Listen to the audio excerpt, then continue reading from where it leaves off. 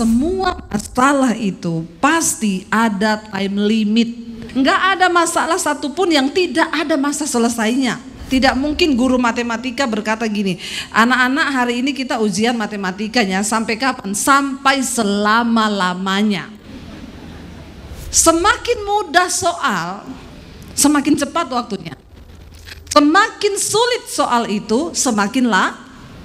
Jangan tawar hatimu, jangan patah hati. Bagaimana supaya kita menang dalam pertandingan hidup ini? Yang pertama, sadarilah Tuhan yang akan menyertaimu. Ketika engkau melangkah dengan iman, baru mujizat itu terjadi. Siapa yang bisa menguatkan hati kita? Tidak ada orang lain, dirimu sendiri. Di tengah ketidakberdayaan, di tengah sesuatu yang sudah rasanya tidak ada jalan, saya memilih meneguhkan hati untuk percaya pada firman. Ketika kita percaya, maka jangan biarkan persoalan itu berubah menjadi ketakutan. Engkau berhak memilih hari ini. Seberat apapun hidup kita hari ini, kita harus tetap melanjutkan hidup. Bapak Ibu yang terkasih, seberat apapun persoalanmu, engkau harus tetap berjalan dan selesaikan pertandinganmu sampai di garis akhir. Sebab Tuhan, Dia sendiri akan berjalan di depanmu, Dia sendiri akan menyertai engkau, Dia tidak akan membiarkan engkau dan tidak akan meninggalkan engkau. Janganlah takut dan janganlah patah hati. Katakan bersama, amin.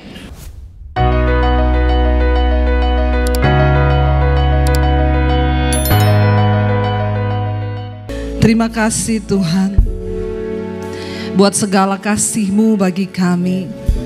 Engkau mati di atas kayu salib membuktikan bahwa Engkau memberi segala-galanya bagi kami. Dan itu cukup Tuhan. Kami tahu bahwa Engkau Tuhan yang mengasihi dan bertanggung jawab atas setiap kami. Karena itu Tuhan, malam ini kami ada di tempat ini. Satu kerinduan kami untuk mengerti rencana dan kehendak Tuhan. Biar Engkau berbicara bagi kami Tuhan malam hari ini. Sampaikan isi hati-Mu bagi setiap kami Tuhan. Urapi hamba-Mu yang tidak ada apa-apanya. Di dalam nama Tuhan Yesus, mari kita buka hati sama-sama katakan amin, amin, amin. Silakan duduk. Bapak Ibu yang terkasih, shalom. Bagaimana kabarnya hari ini? Luar biasa, karena kita punya Tuhan yang luar biasa. Iya Bapak Ibu, ya kita percaya bahwa selama kita ada di dunia ini memang kita semua harus berperang menghadapi pergumulan dan juga persoalan di dalam hidup. Namun kita percaya juga Dia Tuhan yang bertanggung jawab atas hidup kita. Mari kita langsung saja baca bersama Ulangan pasal 31. Ulangan pasal 31 mulai dari ayat yang pertama saudara ya. Kita lihat di sana firman Tuhan, Ulangan 31 dari ayat yang pertama mulai. Firman Tuhan berkata demikian, kita baca bersama. Kemudian pergilah Musa, lalu mengatakan segala perkataan ini kepada seluruh orang Israel. 2. Berkatalah ia kepada mereka, aku sekarang berumur 120 tahun. Aku tidak dapat giat lagi dan kepadaku sungai Yordan ini tidak akan kau seberangi. Ayat 3. Tuhan Allahmu dialah yang akan menyeberang di depanmu. Dialah yang akan memunahkan bangsa-bangsa itu dari hadapanmu, sehingga engkau dapat memiliki negeri mereka. Yosua dialah yang akan menyeberang di depanmu seperti yang difirmankan Tuhan. 4. Dan Tuhan akan menaklukkan terhadap mereka seperti yang dilakukannya terhadap Sihon dan Og, raja-raja orang Amori yang telah dipunahkannya itu, dan terhadap negeri mereka. Ayat 5. Tuhan akan menyerahkan mereka kepadamu dan haruslah kamu melakukan kepada mereka tepat seperti perintah yang kusampaikan kepadamu. 6. Kuatkan dan teguhkanlah hatimu. Janganlah takut dan janganlah gemetar karena mereka. Sebab Tuhan Allahmu, dialah yang berjalan menyertai engkau. Ia tidak akan membiarkan engkau dan tidak akan meninggalkan engkau. 7.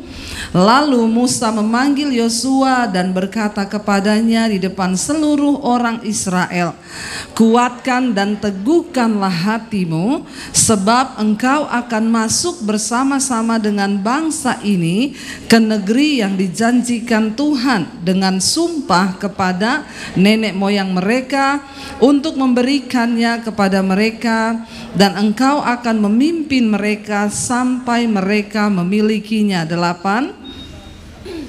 Sebab Tuhan, Dia sendiri akan berjalan di depanmu, Dia sendiri akan menyertai engkau, Dia tidak akan membiarkan engkau dan tidak akan meninggalkan engkau. Janganlah takut dan janganlah patah hati. Katakan bersama, amin. Saudara, ini adalah sebuah kisah ketika Musa mendekati ajal, ya. Dan Tuhan sudah berkata kepada Musa bahwa Dia tidak akan memasuki tanah perjanjian. Musa adalah seorang yang luar biasa, ya. Kita belajar dari Musa tentang arti kesetiaan. Kenapa, saudara? Musa sudah tahu dari awal dia tidak akan masuk ke tanah perjanjian, tapi dia tetap menyelesaikan tugasnya sampai selesai. Tinggal menyeberang sungai Yordan dan bangsa itu akan memasuki tanah Kanaan. Sampai di situ Musa dikatakan di sana dia berumur berapa? 120 tahun. Ya, kenapa Musa berhenti di situ? Bukan karena tua, bukan karena sudah tidak bisa apa-apa. Karena firman Tuhan berkata, sampai dia mati penglihatannya masih baik dan kekuatannya tidak menurun. Tapi Tuhan bilang sudah sampai di situ dia giatnya bekerja, karena Tuhan telah berfirman bahwa dia tidak akan memasuki tanah perjanjian. Coba kalau saya balik kepada kita semua malam ini, kalau kita tahu, ya, kalau kita jadi Musa, Bapak Ibu, tanah perjanjian itu adalah tempat yang didamba-dambakan. Semua orang Israel, karena Tuhan berjanji itu negeri yang penuh dengan susu dan madu. Kalau kita tahu bahwa kita tidak akan masuk, ya, apakah kita masih mau melayani Tuhan? Ya, mungkin kalau saya jadi Musa, ya saya mikir-mikir lagi. Kalau saudara yang jadi Musa, kira-kira saudara mau tetap setia nggak sampai di garis akhir? Halo? Jawabnya jujur, nggak usah pencitraan. Ya, benar loh, berat loh, membawa bangsa itu yang tidak sedikit. Ya, dan itu bukan tugas yang ringan. Dari awal ketika Musa sudah pukul gunung itu, dia melanggar perintah Tuhan. Tuhan sudah bilang hukumannya adalah engkau tidak akan masuk ke tanah perjanjian. Coba kalau kita orang Kristen zaman sekarang udah tahu doamu ndak bakal dijawab, kita masih nggak mau setia sama Tuhan? Berapa banyak orang Kristen ketika doanya nggak dijawab, udah nggak usah pelayanan, doa saya nggak dijawab-jawab, udah nggak usah doa lagi, saya tidak melihat perubahan. Tapi kita belajar malam ini, Musa menyelesaikan tugasnya sampai akhir dan cintanya kepada Tuhan itu nggak berubah. Dia berkata kepada bangsa itu, kamu harus tetap mencintai Tuhan. Ya, dia yang akan berjalan, tidak sedikit pun cinta Musa kepada Tuhan itu berubah. Walaupun dia tidak melihat tanah perjanjian, dia pernah memohon, Tuhan sudah di depan, tolonglah aku pengen masuk. Tuhan bilang tidak, aku telah berfirman dan engkau tidak akan masuk. Kita mau belajar malam ini, saudara. Ya, apa yang bisa membuat kita ini, saudara, tetap kuat bahkan sampai kita melihat janji Tuhan. Dikatakan di sana, kemudian ya Musa itu memanggil bangsa Israel. Di depan mereka dia berkata, aku sudah berumur 120 tahun, tetapi perjalanan ini harus tetap dilanjutkan. Seberat apapun hidup kita hari ini, kita harus tetap melanjutkan hidup. Siapa di antara saudara yang lagi ada masalah? Angkat tangan. Yang lagi ada masalah saja. Yang tidak ada masalah pulang saja. Ya, yang lagi ada masalah siapa? Tolong angkat tangan. Ya, baru ngaku semua ada masalah ya. Ternyata semua ada masalah.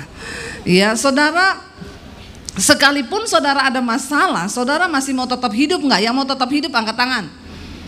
Semua masih mau hidup ya. Saya pikir karena ada masalah, sudahlah saya nggak mau hidup lagi, Bu. Bangsa Israel harus tetap menjalani. Sudah berat nggak? Berat.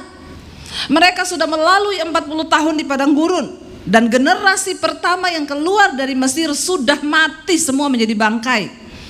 Tapi mereka harus tetap melanjutkan perjalanan. Tidak boleh menyerah di tengah jalan. Bapak Ibu yang terkasih, seberat apapun persoalanmu, engkau harus tetap berjalan dan selesaikan pertandinganmu sampai di garis akhir. Karena bukan bagaimana soal kita memulainya, tetapi bagaimana soal kita mengakhirinya. Katakan. Rasul Paulus berkata, saat kematianku sudah dekat, ajalku akan segera tiba, dan aku telah menyelesaikan pertandingan imanku dengan baik. Ini ayat sering dipakai, ditulis di kubur-kubur dan batu nisan. Aku telah mengakhiri pertandingan iman dengan baik, dan aku telah memelihara imanku. Yang tulis orang yang hidup atau yang mati? Padahal belum tentu yang mati itu menyelesaikan pertandingannya dengan baik. Iya apa ya? Jadi kalau mau tulis di batu nisan, hati-hati, dipikir dulu, jangan main comot ayat. Amin. Tapi saya berdoa semua kita yang hadir malam ini nanti patut ditulis tulisan itu di batu nisan kita. Amin. Berarti udah pengen mati semua. Ya.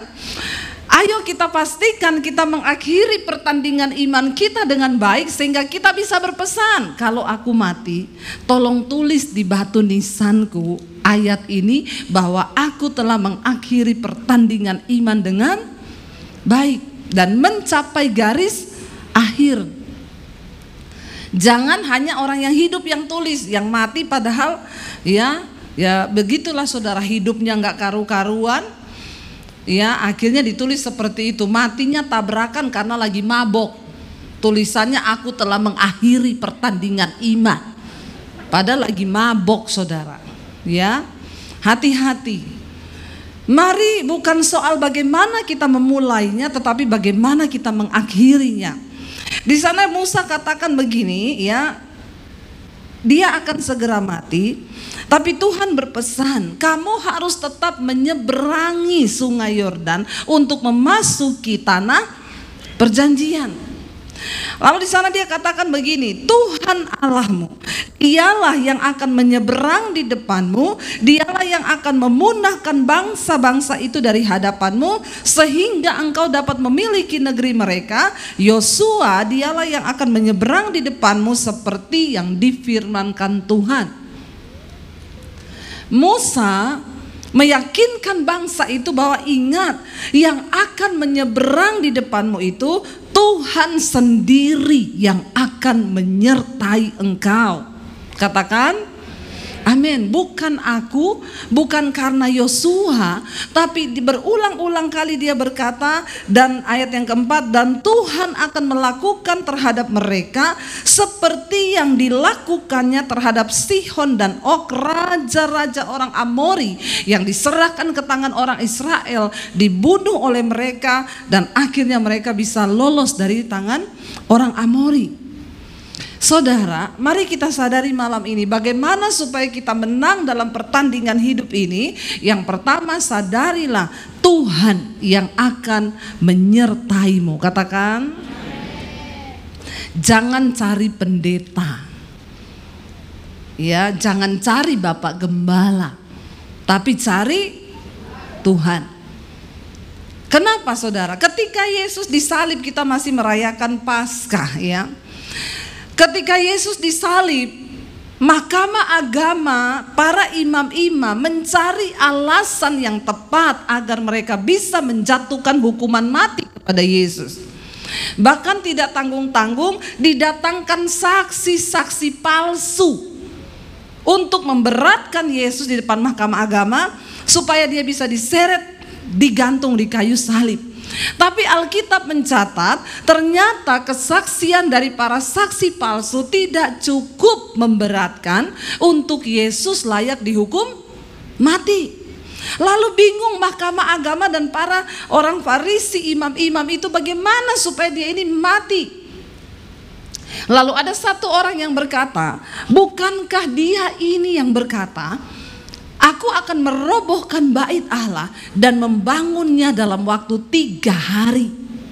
Ketika mendengarkan itu, mahkamah agama, para imam dan orang Farisi yang ada bersama-sama dengan mereka semuanya menjadi marah. Yesus tidak membutuhkan saksi palsu untuk membawa dia disalibkan, karena memang dia datang untuk mati. Yesus bukan pecundang yang harus memakai saksi palsu. Dia harus datang untuk mati dengan sebuah alasan yang tepat. Dan itu adalah alasan yang paling tepat. Dia berkata, aku akan merobohkan bait Allah dan membangunnya kembali dalam waktu 3 hari. Kenapa orang Farisi, para imam, mahkamah agama menjadi marah besar? Karena bagi mereka bait Allah itu adalah sebuah bangunan yang sangat penting dan itu sakral. Kenapa Bapak Ibu? Karena disitulah tempat mereka bertemu dengan Tuhan. Para imam akan masuk ke ruang maha suci untuk mempersembahkan korban kepada Allah dan menerima korban penebus dan pengampunan dosa bagi umat. Tetapi zaman itu para imam yang akan masuk ke ruang maha kudus itu harus benar-benar kudus. Kalau tidak dia mati di dalam ruang maha kudus. Makanya dulu para imam kalau akan bertugas, saya baca di Alkitab mereka sampai takut tidur kalau malam. Kenapa Bapak Ibu? Karena kalau sampai dia mimpi basah, dia mati di dalam ruang maha kudus itu. Betapa kudusnya Tuhan. Ketika dia masuk di ruang maha kudus, dia harus diikat kakinya pakai gelonceng yang menandakan bahwa dia masih hidup. Kalau lonceng itu masih bunyi berarti imam itu masih hidup. Tapi kalau lonceng itu sudah tidak berbunyi, maka dipastikan imam itu mati sudah di dalam ruang maha kudus. Karena kekudusan Tuhan membakar dia yang tidak kudus. Betapa kudusnya Tuhan itu. Ya, zaman sekarang banyak orang melayani Tuhan, habis bersinah naik di atas mimbar, hidupnya belum beres sudah melayani Tuhan.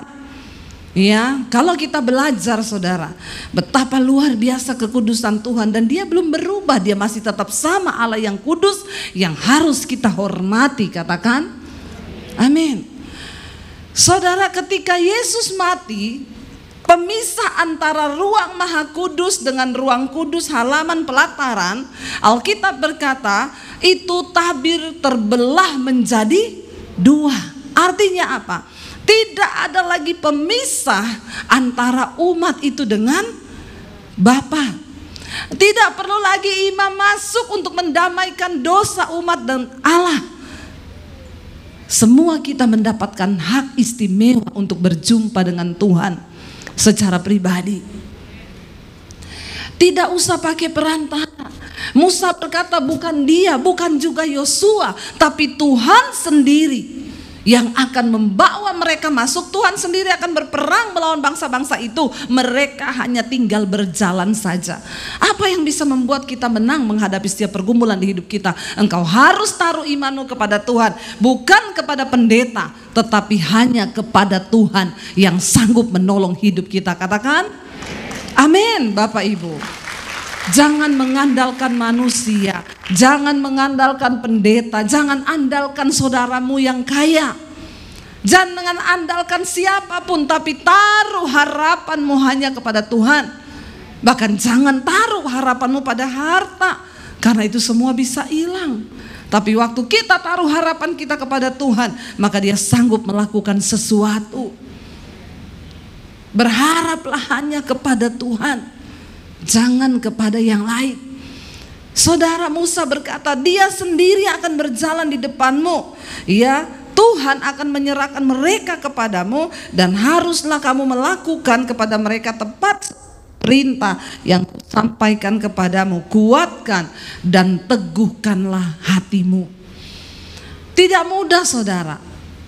Tapi setiap kita harus percaya.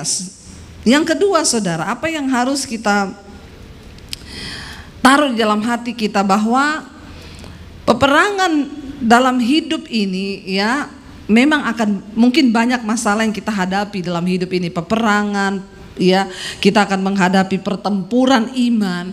Tapi percayalah, semua masalah itu pasti ada time limit, masa selesainya.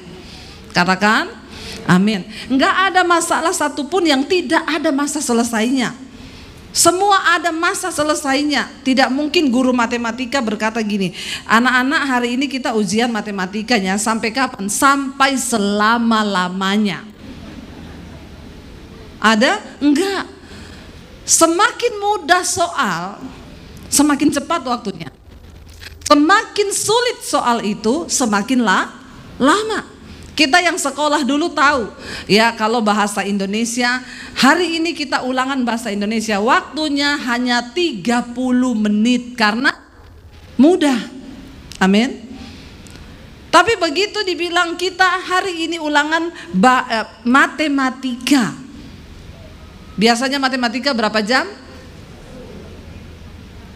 2 jam biasanya ya, bahkan bisa ada perpanjangan waktu. Karena memang matematika itu sulit. Saudara, semakin cepat ya, semakin sulit persoalan kita, semakin besar kemuliaannya, maka ada batasan waktu. Tetapi jangan engkau berputus asa, dikatakan tadi, jangan tawar hatimu, jangan patah hati, tetaplah nantikan Tuhan. Saya tadi baca satu kesaksian orang masuk di WA saya, Bu, saya mau bersaksi, saya dari Ambon. Saya ini suami yang saya ini selingkuh terus, ya kerjaannya saya selingkuh terus. Ya kenapa dia selingkuh? Karena istrinya buta. 4 tahun istrinya buta, sakit katarak, tidak punya uang untuk operasi. Ya, buta saudara 4 tahun ya, dan akhirnya enggak bisa operasi karena enggak punya uang. Bayangkan ya, saya yakin tidak adalah bapak-bapak yang menderita seperti itu. Tapi walaupun istrinya buta, tidak boleh selingkuh bapak-bapak ya. Amin. Ya, istrinya buta 4 tahun ya, tidak bisa operasi karena tidak punya uang. Lalu akhirnya suaminya ini selingkuh sampai akhirnya satu kali dia bilang dia didatangi satu roh yang mau mencekik lehernya. Ketika dia rasa dia mau dicekik oleh iblis itu, dia berseru sama Tuhan, lalu Tuhan bilang, mulai sekarang kamu bertobat, baca Alkitab. Lalu dia mulai baca Alkitab dan dia mulai lihat YouTube, saudara. Lalu dia berkata, saya temukan channel Ibu Mesbah Doa. Lalu saya mulai mendengarkan khotbah-khotbah Ibu. Saya dituntun untuk bertobat. Semakin saya mencoba untuk bertobat, tantangannya itu semakin berat. Saya tergoda untuk selingkuh terus, tapi saya harus melawan itu. Dia bergumul, dia dengerin khotbah-khotbah. Saudara, kalau engkau sedang bergumul dengan satu dosa, ya berjuanglah, berjuang ya sampai engkau bisa merdeka. Sebab Tuhan memiliki dan Dia sanggup memberi kita kuasa untuk merdeka. Dia berjuang, dia dengerin khotbah-khotbah saya, saudara, dia dengerin firman Tuhan, Tuhan beri dia kekuatan, akhirnya dia bertobat. Singkat cerita, ketika dia bertobat, dia mulai berdoa untuk istrinya yang buta. Memang tidak disembuhkan dengan cara dia doa terus istrinya melek, enggak. Tiba-tiba di desanya itu ada orang bikin operasi katarak gratis. Tuhan itu bisa bekerja dengan berbagai cara. Walaupun cukup lama 4 tahun, tapi saya percaya itulah waktu dan proses Tuhan buat keluarga ini. Ya, tadinya suaminya sudah stres lihat istri yang buta, nggak bisa melihat, makanya akhirnya dia kecewa mungkin. Lalu ada perempuan, ya. Jadi saudara, orang selingkuh itu bukan cuma orang kaya, miskin juga banyak yang selingkuh. Tapi di sini tidak ada. Insya Allah nggak ada yang selingkuh, amin. Saudara, akhirnya dia bergumul dan Saya melihat di situ ya bahwa Tuhan itu turut bekerja loh. Memang 4 tahun itu bukan waktu yang singkat. Bukan waktu yang singkat. Nunggu istri yang buta tidak mudah saudara bagi seorang suami. Tapi akhirnya Tuhan ketika dia bertobat, maka ada jalan keluar yang Tuhan beri. Ya, semua masalah itu ada time limitnya, ada waktu selesainya.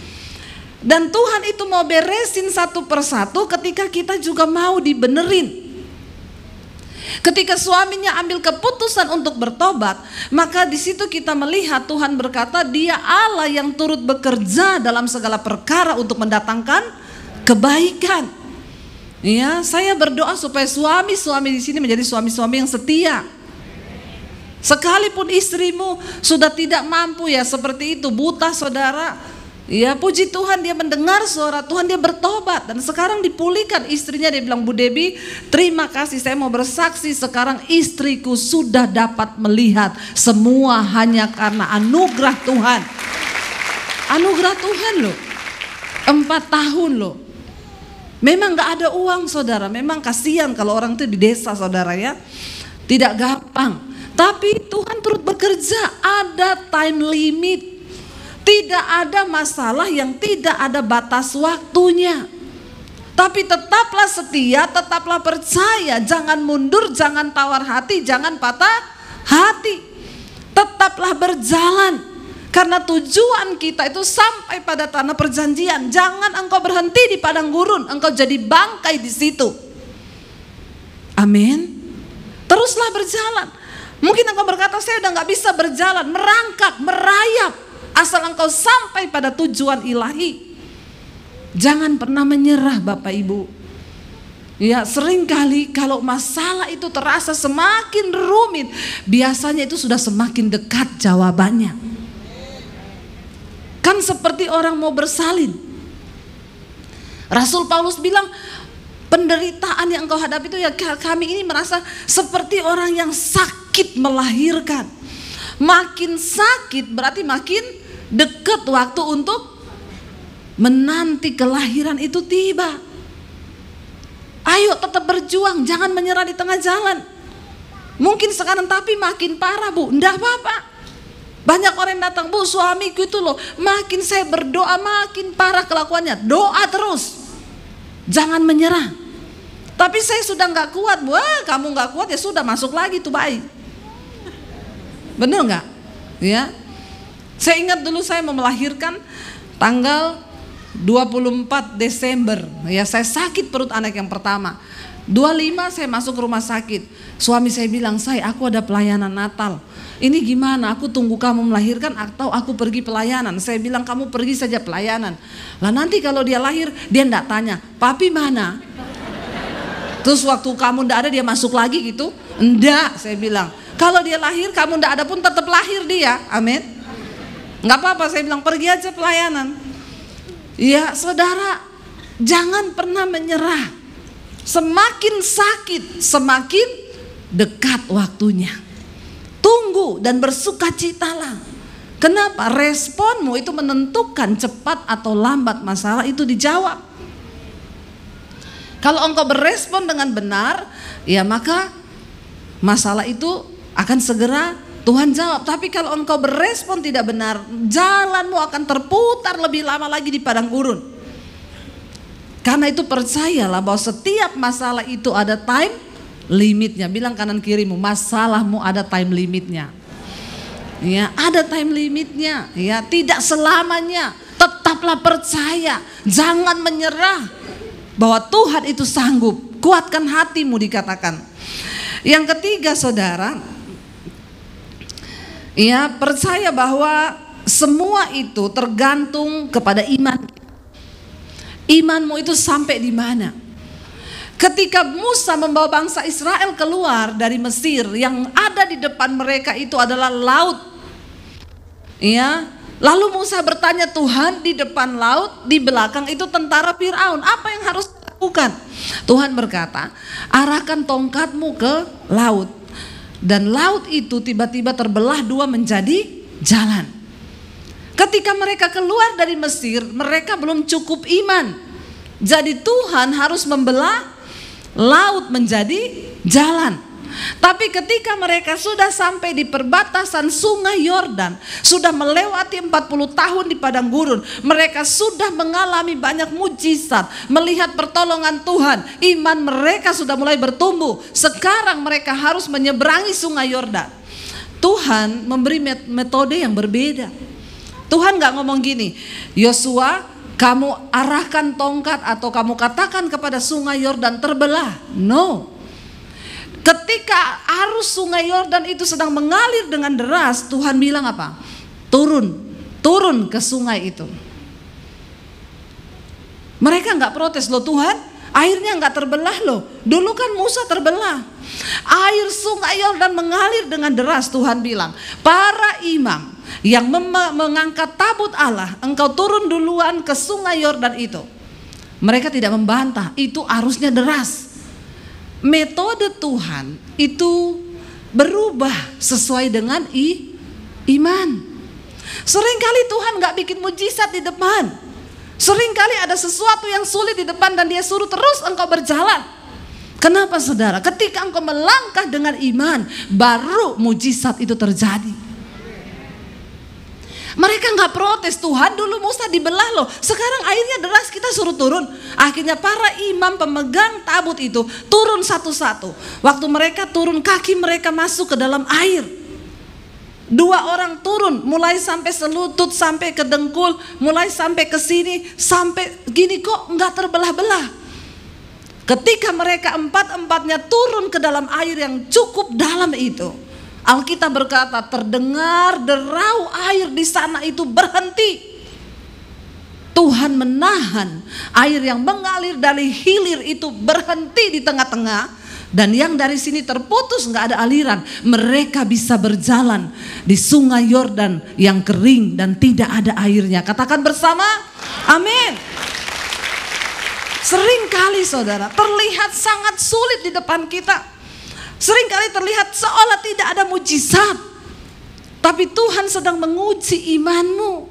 Dia bekerja dengan takaran yang sesuai dengan iman kita. Percayalah, semakin iman kita dewasa, rasanya persoalan itu akan semakin berat di hidup kita. Tapi Allah itu setia dan adil. Dia tidak pernah membiarkan engkau dicobai melampaui batas kekuatanmu. Katakan, amin. Saya ini mengikut Yesus, masalah demi masalah, sungai, laut yang saya harus seberangi. Tapi cukup semua kisah di dalam Alkitab membuat iman saya tetap teguh kepada Tuhan.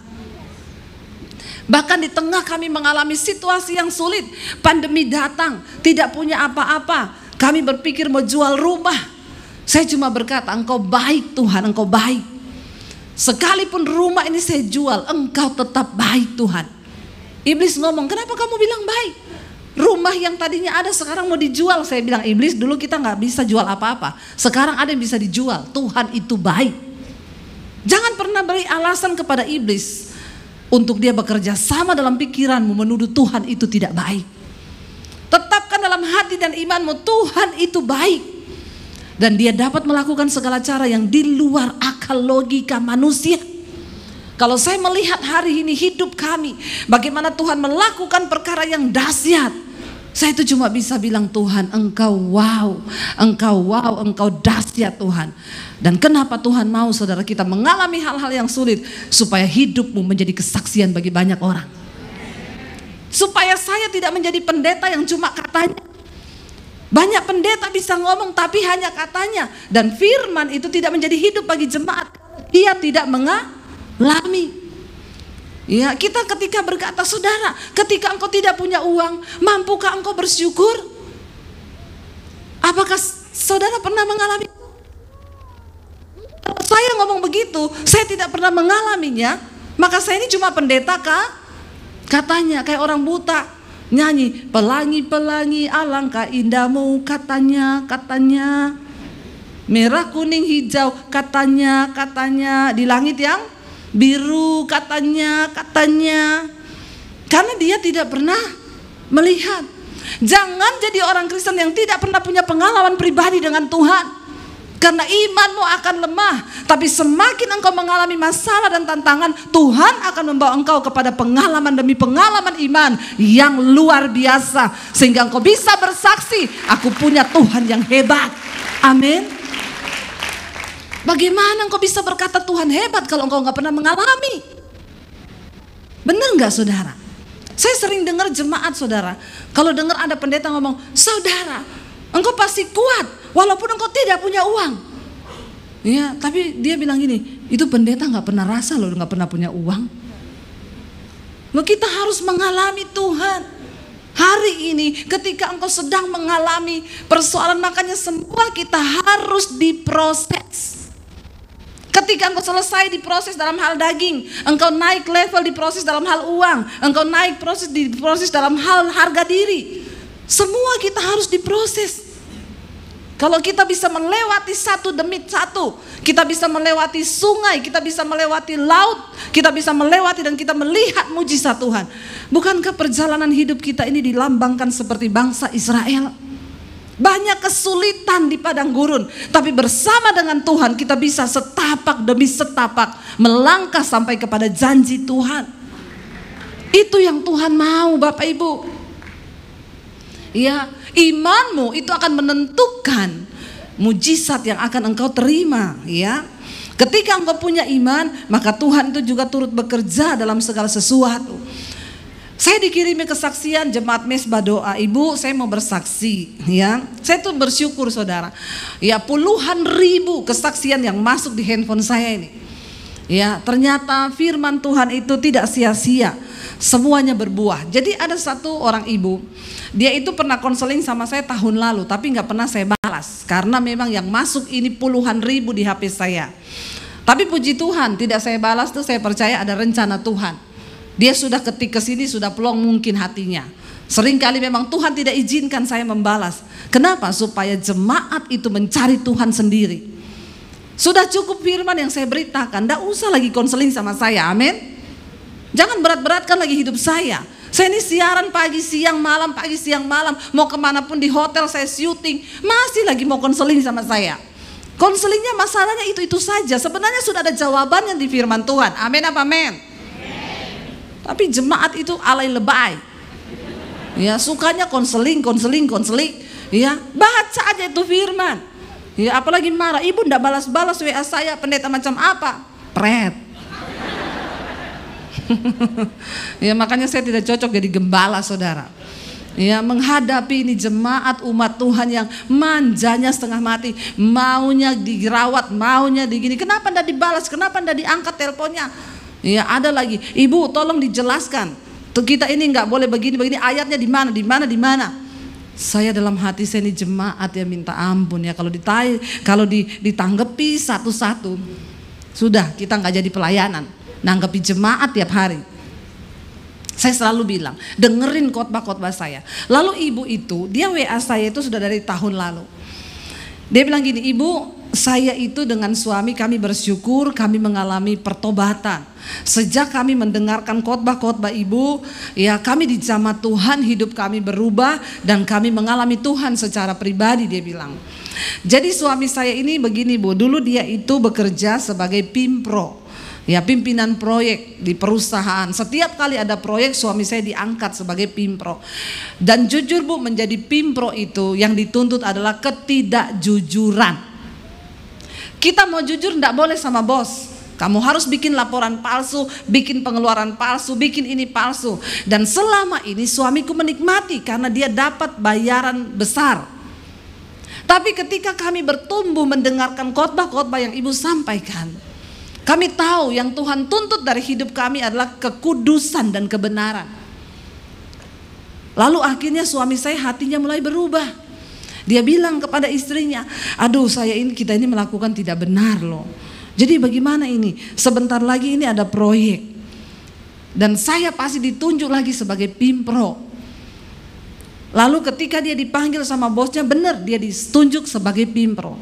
Dia bilang, bos, saya minta maaf. Kenapa? Saya tidak mau jadi pimpro lagi. Loh kenapa? Kamu tuh bodoh ya. Semua orang tuh pengen loh jadi pimpro. Tapi saya enggak pengen, bos. Kenapa? Aku enggak mau berdosa. Bosnya tertawa. Kamu itu masih hidup di dunia. Hidup di dunia enggak mau berdosa. Tapi saya sudah mengenal kebenaran. Tapi enggak apa-apa. Karena Alkitab juga berkata, anak buah harus tunduk kepada atasan. Oh, pakai firman loh. Ya, kamu juga kan tahu firman. Alkitab bilang kan, ya karyawan itu tunduk kepada bos. Dia bilang, tapi saya enggak bisa membohongi hati nurani saya. Loh, kamu dapat bayaran loh. Dan ternyata tahun lalu itu istrinya itu ada WA saya, Bu Debbie, apa yang harus kami lakukan? Karena di satu sisi, Bu, kami kehilangan uang. Anak-anak kami harus sekolah. Tapi di sisi lain, hati nurani kami itu sudah tidak bisa lagi melakukan dosa. Bapak Ibu, ketika engkau bertumbuh, rohanimu itu hidup. Dan ketika rohmu hidup, Tuhan berbicara lewat rohmu. Firman berbicara dalam rohmu. Tidak perlu pendeta harus ngomong, tapi Tuhan yang akan menuntun. Lalu mereka berdua bersepakat, tidak, kita harus bersikap, ambil sikap untuk tetap hidup dalam kebenaran. Kita sama-sama berdoa, dan akhirnya mereka tetap menolak. Dipaksa sama bosnya, dia tidak mau. Dan dia siap untuk kehilangan pekerjaan. Saudara, udah 1 tahun kemudian baru saya baca tadi. Dia bilang, saya bersyukur ibu tidak jawab WA saya. Sekarang saya cuma mau kesaksian Ibu Debbie. Ya, masih ada chattingannya tahun lalu, itu belum kehapus. Saya baca. Kami mau kesaksian, puji Tuhan Bu. Tuhan itu ada dan dia hidup. Dan dia tidak pernah meninggalkan orang-orang yang mau hidup benar. Puji Tuhan, akhirnya suami saya berhasil menolak sebagai pimpro. Karena dia tidak mau berdosa. Dan hatinya damai sejahtera Bu. Tapi puji Tuhannya lagi Bu, sekarang suami saya malah jadi staf. Dan dia bisa terbebas dari dosa itu.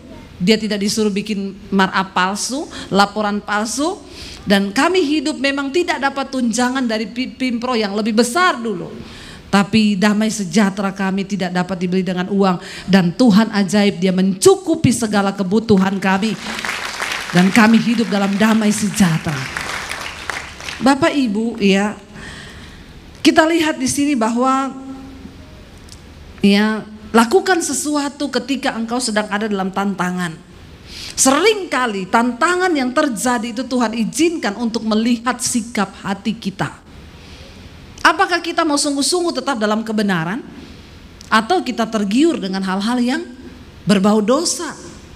Kita tidak akan pernah melihat campur tangan Tuhan dalam hidup kita. Mungkin ada orang yang kelihatannya sukses, dia diberkati, tidak pernah kekurangan. Bukan diberkati, ya kaya, karena diberkati dan kaya itu beda.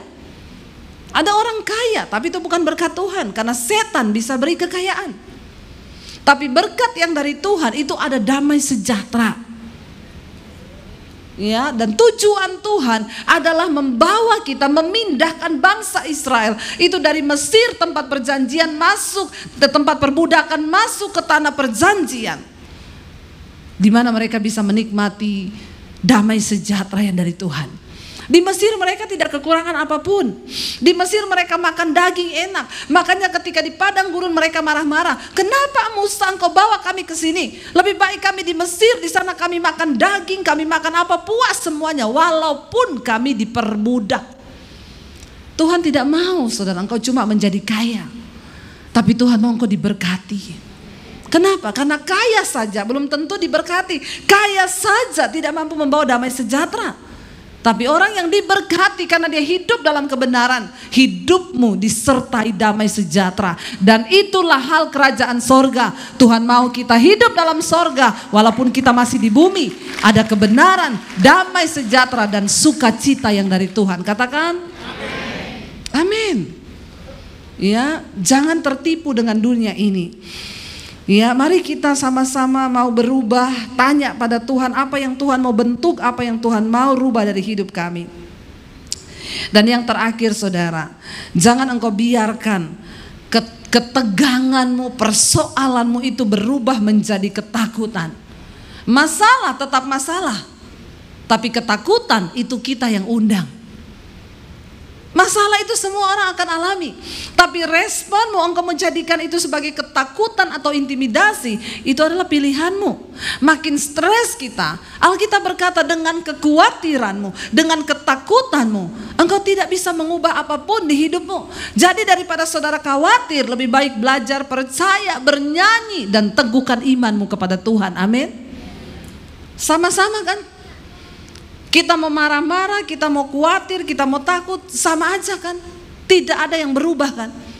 Tapi ketika kita mulai belajar percaya, nyanyikan pujian, naikkan penyembahanmu, justru Tuhan sanggup bekerja. Makanya Musa berkata, jangan takut ya. Berulang kali kuatkan dan teguhlah hatimu, jangan takut dan gemetar. Siapa yang bisa menguatkan hati kita? Tidak ada orang lain, dirimu sendiri. Katakan, aku harus menguatkan hatiku. Kita gak bisa saudara minta sama orang untuk kuatkan hati. Iman kita dengan Tuhan, sikap hatimu dengan Tuhan, itulah. Makanya ayat ini berkata, teguhkanlah hatimu, kuatkanlah hatimu, dan jangan takut, jangan gemetar. Jangan biarkan masalahmu berubah menjadi sebuah ketakutan. Karena orang yang takut itu tidak beriman. Orang yang khawatir tidak percaya. Tapi ketika kita percaya, maka Tuhan berkata, dia yang akan berperang. Bukan Yosua, bukan Musa, tapi Tuhan sendiri yang akan berperang. Saudara, dengan kekuatan kita begitu terbatas. Saya mengalami di tengah masa pandemi, apa yang harus kami lakukan Tuhan? Mau jualan apa? Anak saya mau kuliah, bagaimana caranya? Saya cuma bisa angkat tangan dan berkata, aku tidak akan pernah menyalahkan Engkau Tuhan. Aku akan jalani semua yang harus aku jalani. Tapi dari mulutku tidak akan pernah menuduh bahwa Tuhan itu jahat. Engkau Tuhan yang baik. Dan saudara, ketika dia melihat imanmu, dia mengubahkan keadaan saya. Itu hanya semudah dia berfirman. Semudah membalikkan telapak tangan, itu Tuhan kita. Itu Tuhan kita. Saya bukan cuma bicara, saya mengalami apa yang Tuhan janjikan.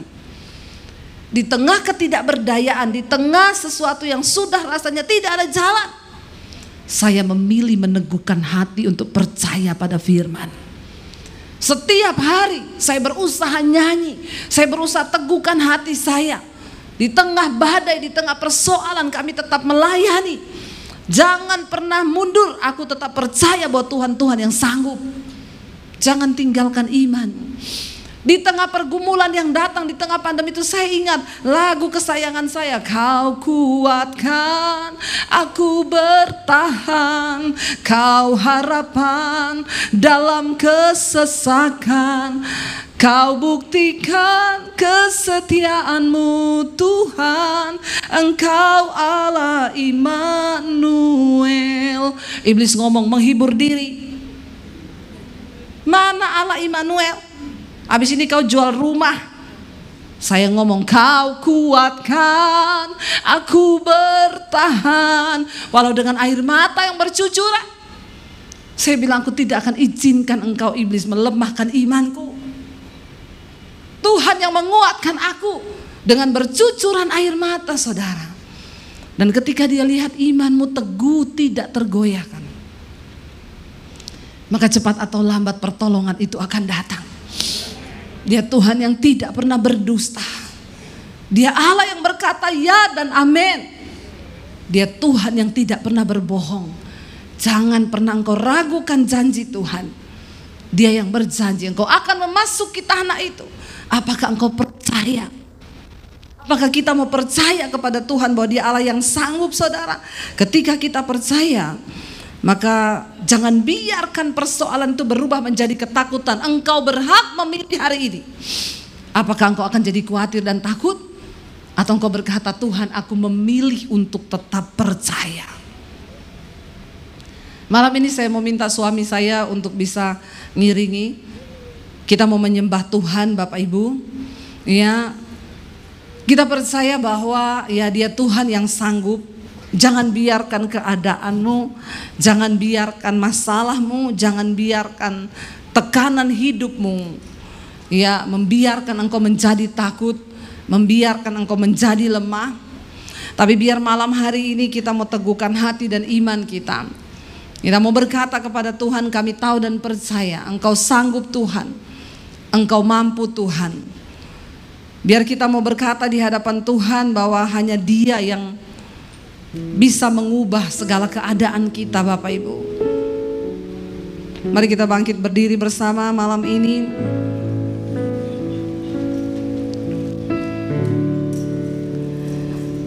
Terima kasih Tuhan.